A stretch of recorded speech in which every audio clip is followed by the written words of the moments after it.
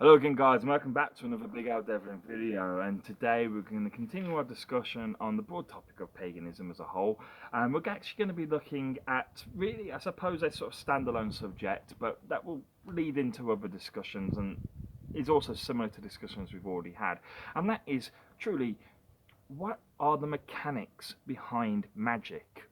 Achieving magic or performing magic, if you wish. And we're not talking, of course, the magic of illusionists, we're talking the magic of paganism.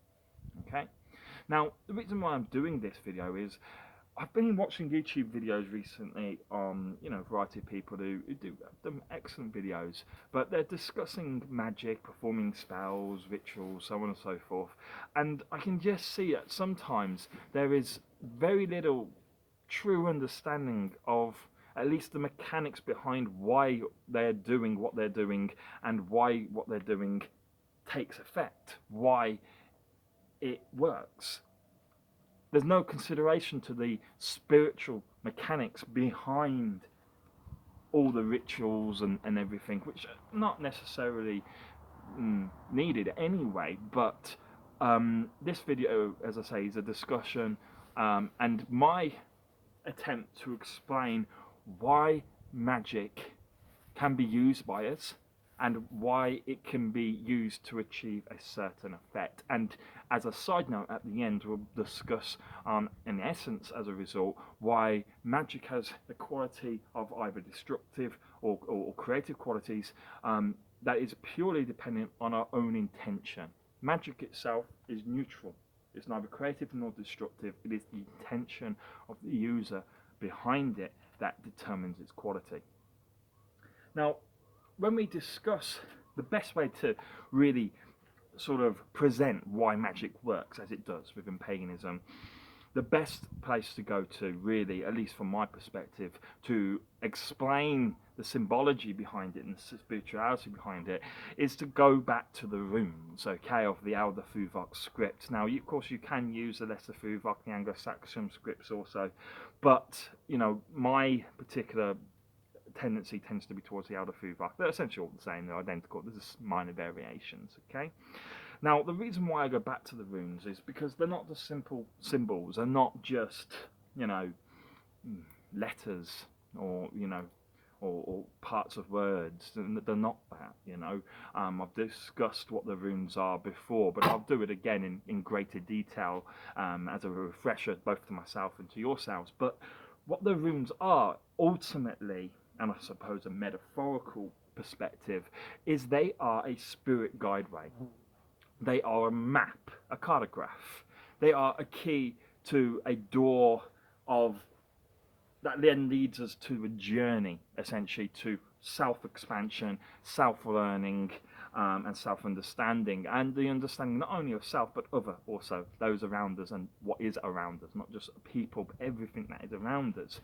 The runes are essential to this. Without an understanding, and a deep, profound understanding which you develop over time, you cannot achieve any of this, okay? Now, you start with baby steps, obviously. You start with a basic understanding, and then you go to more in-depth understanding. But what I'm trying to say is, we go to the runes because they guide us on our understanding of the spiritual, something that is often very hard to put into words. We may understand it in our mind, but getting it out here for others to understand, to help others understand and develop their understanding, this is something that's sometimes very difficult, because of course there sometimes are no words to describe the spiritual aspects of our lives, just the physical. But the runes give us a way of kind of communicating with one another the basic concepts. They have other uses obviously also, but this is one of their uses. Now, when we consider this as a result, what is magic? Well, magic is when people do something, whatever it might be. You might like to use rituals, ceremonies, you might incantate something, or you may just simply will it into, effect. However you do it, doesn't really matter. What you're doing is you are trying to achieve something, you call upon whatever way that you call upon magic, and you allow that magic to bring about a certain desired effect. But how does that effect come into existence? Well, we've got our starting point, and that is strip it all down. Strip down the rituals, strip down the ceremonies, strip down anything like this that you may do. What do we have at the very beginning? We have an intention, essentially. You have a desire, to be more specific, to bring about a certain effect. Now, all we are doing is bringing out a certain outcome. And the way we can describe achieving an outcome is turning a possibility or a potentiality into an actuality or an event or an occurrence. So we go from something that is just a statistic, essentially, something that could possibly happen. And with magic, it's quite likely not very possible. It's not a probability, it's just a minor possibility. But we turn that and we make it an actuality, something that has happened, something that now exists within the past, and then has a ripple, obviously, into the present and into the future, because of its effects will probably have some long-standing effect to some degree. So what we are doing is, when we are using magic, in fact, when we're doing anything in life, this occurs with all of our actions, okay? But when we're looking at magic as well, it applies equally so, is we are fulfilling fate, or we are using fate to fulfill the conversion of a potentiality, a possibility, into an actuality, into a definite, defined article, an occurrence. Now this is what magic is. Bringing about effect, bringing about this actuality from possibility, fulfilling fate, or using fate to fulfill, more specifically, this transition, using it with essentially your own will. And that's the key, willpower, okay? Because what we're doing is, fate has within it a natural quality which we describe as Feihu within the runes, within the Outer Fuvark script.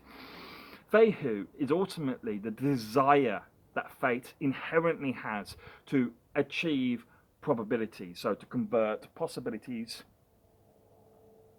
into actualities, potentialities into outcomes, okay? Fate has this natural desire. This is why it does what it does. If it didn't have this desire, which is a human quality, it doesn't literally have the human emotion of desire, but if it didn't have this, this intention, well, it's not an intention at this point, but this desire, as I say, it would never get anything done. Fate would not interact with this world, okay, and with the spiritual world. It would have no interaction. So it needs this initial desire, this starting point, and fate inherently has it within it. Now, when you want to bring about magic, you also have a Feihu also, but the Feihu is about you, okay? Your potential, your personal Feihu does not directly interact with magic, okay? It's the natural Feihu of fate itself that is there already. We do not give Feihu into magic, it's already there. The other thing that is already there is a ruse. A ruse is the power, essentially, the energy, the driving force behind fate.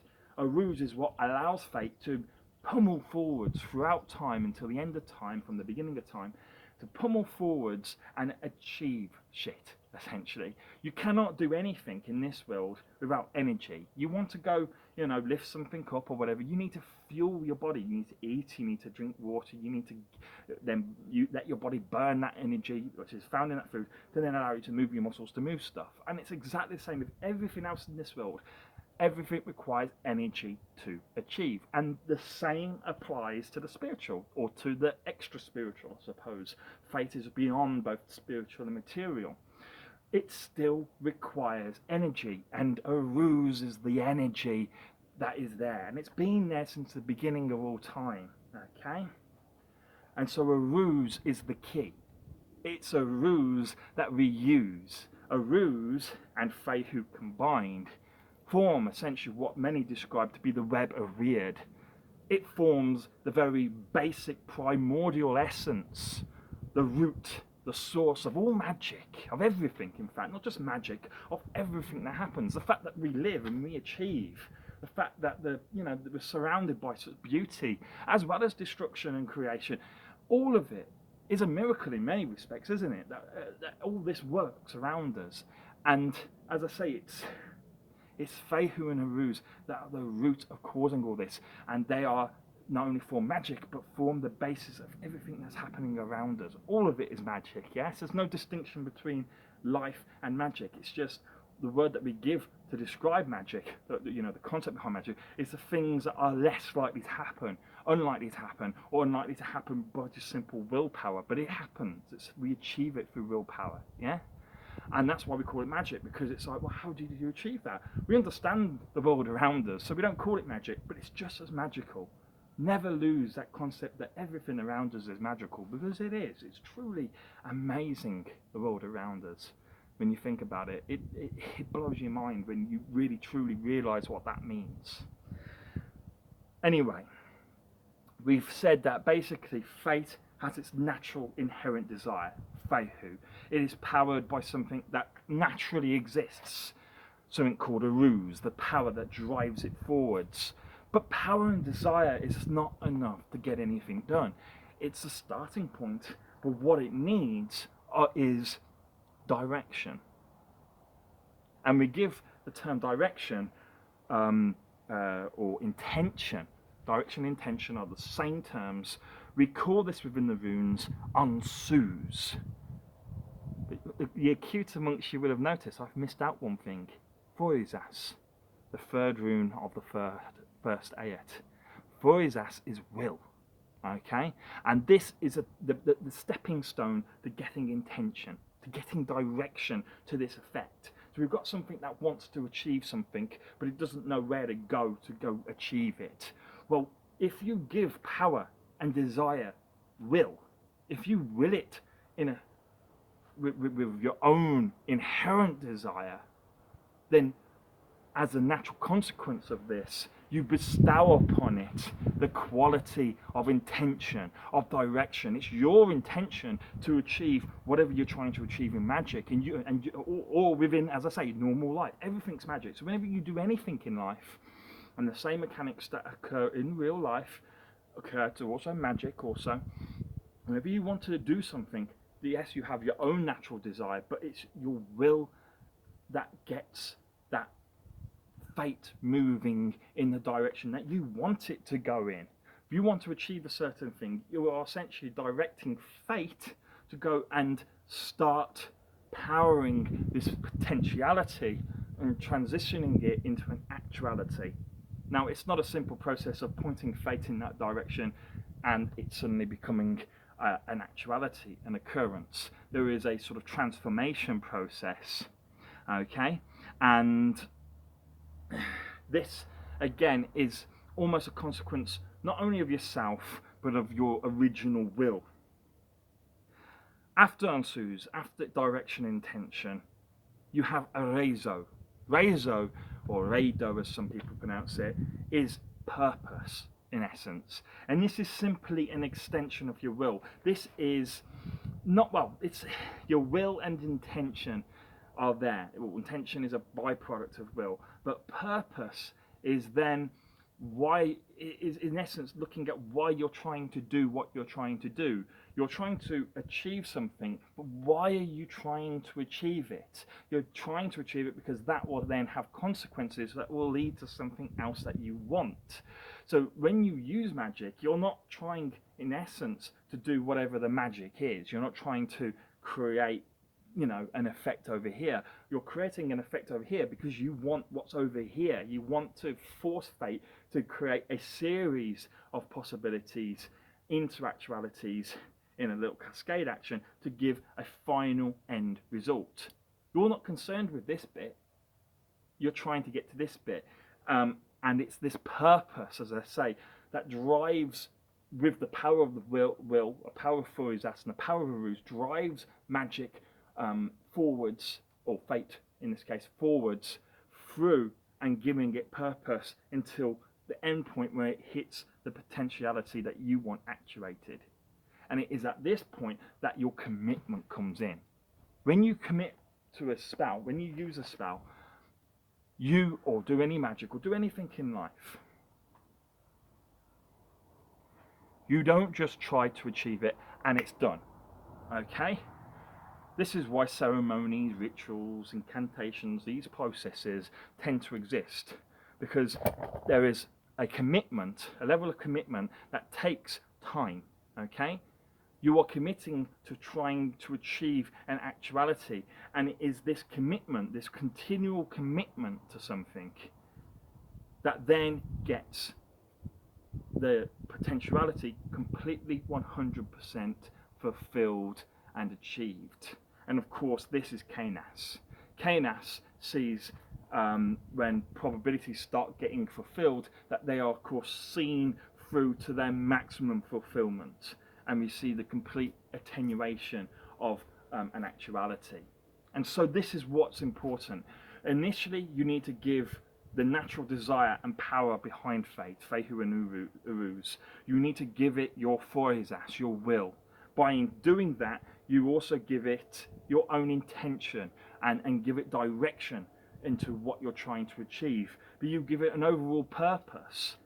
You know, you give it a purpose to achieve this end result. But that end result is normally achieved by A plus B plus C equals D. D is what we're after, but we need to go through these series of steps to get there. And of course that's Rezu. And then we have, as I say, the final element of Canas. This is your commitment. And Canas is sometimes described as, I suppose, a stubbornness, but is perhaps better described as a perseverance within the runes itself. And so you can see how commitment, perseverance, or stubbornness, they're all kind of the same terms. And it's your commitment to achieving whatever you're trying to achieve. It doesn't have to be magic. I say, in real life, sometimes you just need to keep plodding away at something until you get it. You know, if you first don't succeed, try again.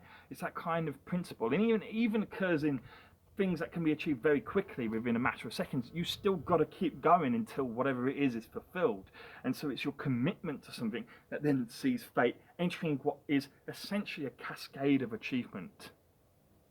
Once you have fully fulfilled this probability, we then get into the runes of the latter part of the first ayat, the second ayat, and the third ayat, which are kind of out of your hands, so to speak.